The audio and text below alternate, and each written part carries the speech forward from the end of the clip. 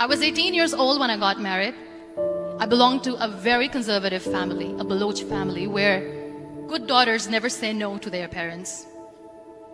My father wanted me to get married, and all I said was, if that makes you happy, I'll say yes. And of course, it was never a happy marriage.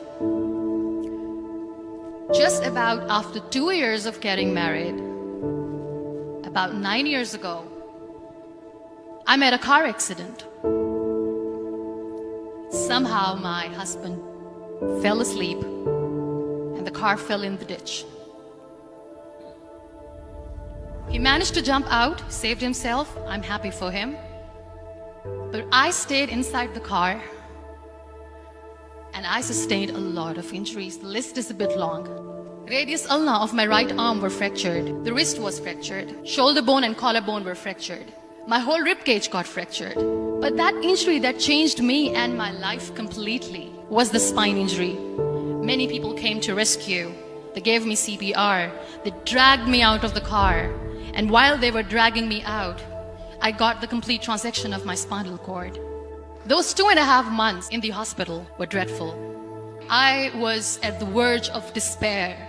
One day, doctor came to me and he said, well, I heard that you wanted to be an artist, but you ended up being a housewife. I have a bad news for you. You won't be able to paint again. Next day, doctor came to me and said, your spine injury is so bad, you won't be able to walk again. I took a deep breath and I said, it's all right. Next day, doctor came to me and said, because of your spine injury and the fixation that you have in your back, you won't be able to give birth to a child again. That day, I was devastated. I started to question my existence. Why am I even alive?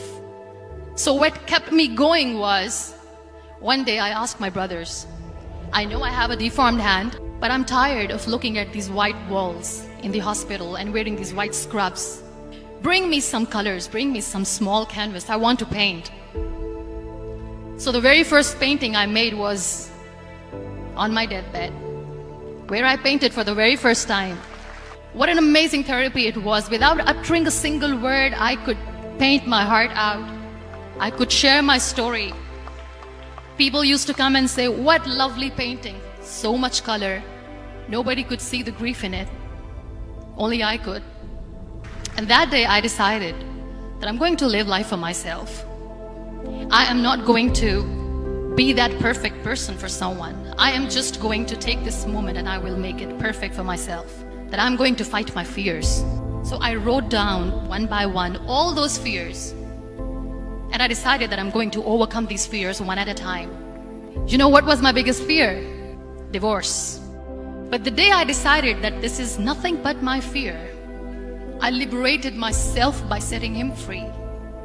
And I made myself emotionally so strong that the day I got the news that he's getting married, I sent him a text that I'm so happy for you and I wish you all the best.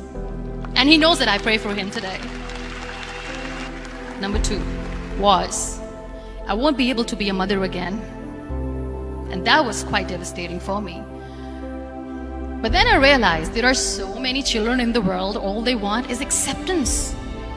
So there is no point of crying, just go and adopt one. And that's what I did.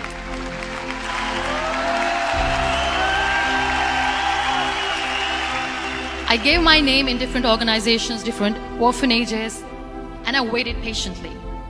2 years later, I got this call from a very small city in Pakistan. I got a call and they said, are you Muniba Muzari? There is a baby boy and would you like to adopt? I could literally feel the labor pain. I said, yes, yes, I am going to adopt him. I am coming to take him home. And that day, I was 2 days old, and today he's 6. You know, when you end up being on the wheelchair, what's the most painful thing? People think that they will not be accepted by the people because we, in the world of perfect people, are imperfects. So I decided to appear more in public.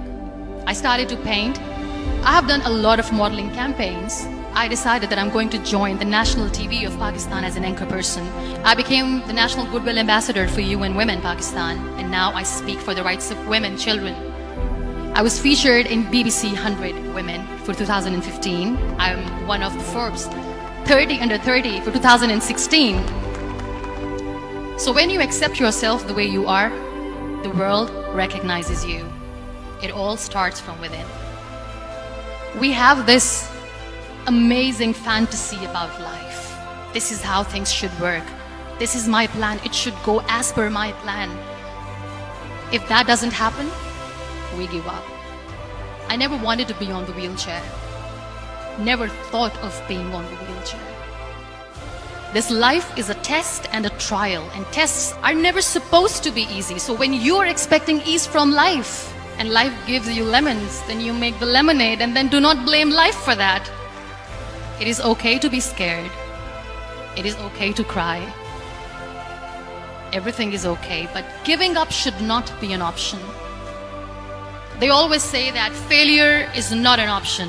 Failure should be an option, because when you fail, you get up, and then you fail, and then you get up, and that keeps you going.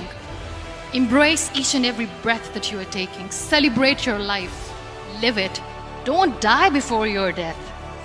Real happiness lies in gratitude. So be grateful, be alive, and live every moment.